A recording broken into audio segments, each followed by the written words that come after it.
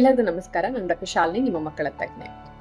ತುಂಬಾ ಜನ ಪೇರೆಂಟ್ಸ್ಗೆ baby lotion ಮತ್ತೆ ಬೇಬಿ ಕ್ರೀಮ್ ಬಗ್ಗೆ ಕನ್ಫ್ಯೂಷನ್ಸ್ ಇರುತ್ತೆ. ಎಲ್ಲಿ ಲೋಷನ್ ಯೂಸ್ ಮಾಡಬೇಕು, ಎಲ್ಲಿ ಕ್ರೀಮ್ ಯೂಸ್ ಮಾಡಬೇಕು, ಏನ್ ಡಿಫ್ರೆನ್ಸ್ ಅನ್ನೋದ್ರ ಬಗ್ಗೆ. ಸೊ ಇವತ್ತಿನ ವಿಡಿಯೋದಲ್ಲಿ ಡೀಟೇಲ್ ಇನ್ಫಾರ್ಮೇಶನ್ ಕೊಡ್ಲಿಕ್ಕೆ ಪ್ರಯತ್ನ ಮಾಡ್ತೀನಿ. ಸೊ ವಿಡಿಯೋನ ಕಂಪ್ಲೀಟ್ ಆಗಿ ನೋಡಿ. ಮೊದಲನೇದಾಗಿ ಲೋಷನ್ಸ್. ಈ ಲೋಷನ್ಸ್ ಅಂದ್ರೆ ಲೈಟ್ ವೈಟ್ ಫಾರ್ಮುಲಾ ಇರುತ್ತೆ, ಈಸಿಯಾಗಿ ಸ್ಪ್ರೆಡ್ ಆಗುತ್ತೆ ಮತ್ತೆ ಈಸಿಯಾಗಿ ಅಬ್ಸಾರ್ಪ್ಷನ್ ಕೂಡ ಆಗುತ್ತೆ. ಕ್ರೀಮ್ಗೂ ಲೋಷನ್ಗೂ ಏನ್ ವ್ಯತ್ಯಾಸ? ಕ್ರೀಮ್ ಅಂದ್ರೆ ಸ್ವಲ್ಪ ಥಿಕ್ ಫಾರ್ಮುಲಾ ಇರುತ್ತೆ, ಸ್ವಲ್ಪ ಇಂಟೆನ್ಸಿವ್ ಆಗಿ ಮಾಯಶ್ಚರೈಸೇಷನ್ ನ ಪ್ರೊವೈಡ್ ಮಾಡುತ್ತೆ ಮತ್ತೆ ಸ್ಕಿನ್ ಅಲ್ಲಿ ಸ್ಟೇ ಆಗೋದ್ರಿಂದ, ಎಸ್ಪೆಷಲಿ ಇದು ಡ್ರೈನೆಸ್ ಇರುವಂತಹ ಕಡೆಗಳಲ್ಲಿ, ಮುಖದಲ್ಲಿ, ಚೀಕ್ಸ್ ಅಲ್ಲಿ ಕೆಲವೊಂದು ಮಕ್ಕಳಿಗೆ ಡ್ರೈನೆಸ್ ಇರುತ್ತೆ, ಮತ್ತೆ ನೀಸ್ ಅಲ್ಲಿ, ಎಲ್ಬೋಲಿ ಈ ತರ ಇದ್ದಾಗ ನೀವು ಇದನ್ನ ಅಪ್ಲೈ ಮಾಡ್ಕೋಬಹುದು.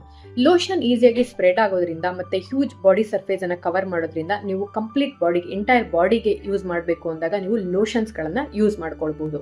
ಮತ್ತೆ ಇನ್ನೊಂದು ವಿಷಯ ಏನು ಅಂದ್ರೆ, ಎಸ್ಪೆಷಲಿ ಬೇಸಿಗೆ ಕಾಲದಲ್ಲಿ ಮತ್ತೆ ಜಾಸ್ತಿ ಹೀಟ್ ಇರುವಂತಹ ಕಡೆಗಳಲ್ಲಿ ಈ ಒಂದು ಥಿಕ್ ಆಗಿರುವಂತಹ ಕ್ರೀಮ್ ಗಳನ್ನ ಬಳಸೋದಷ್ಟು ಸೂಕ್ತವಾಗಿರೋದಿಲ್ಲ.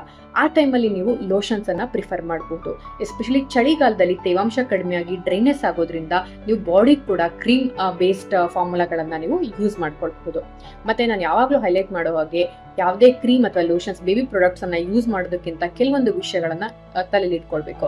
ಮೊದಲನೇದಾಗಿ ಇದು ಕ್ಲಿನಿಕಲಿ ಟೆಸ್ಟೆಡ್ ಆಗಿರ್ಬೇಕು, ಹಾರ್ಶ್ ಕೆಮಿಕಲ್ಸ್ ಇಂದ ಫ್ರೀ ಆಗಿರ್ಬೇಕು. ಮತ್ತೆ ಲೋಷನ್ ಮತ್ತೆ ಕ್ರೀಮ್ಗಳು, ಈ ಬಾಡಿ ಲೋಷನ್ ಮತ್ತೆ ಕ್ರೀಮ್ಗಳಲ್ಲಿ especially aloe vera, vitamin B5, coconut oil, glycerin ಈ ತರ ಕಂಟೆಂಟ್ಸ್ಗಳು ಇದ್ರೆ ಬೇಬಿಗೆ ಪ್ರೊಲಾಂಗ್ಡ್ ಮಾಯಶ್ಚರೈಸೇಷನ್ ನ ಕೊಡ್ಲಿಕ್ಕೆ ಹೆಲ್ಪ್ ಆಗುತ್ತೆ. ಹೋಪ್ ಈ ವಿಡಿಯೋ ಹೆಲ್ಪ್ ಆಗುತ್ತೆ ಅಂತ ಭಾವಿಸ್ತೀನಿ. Thanks for watching. Happy parenting.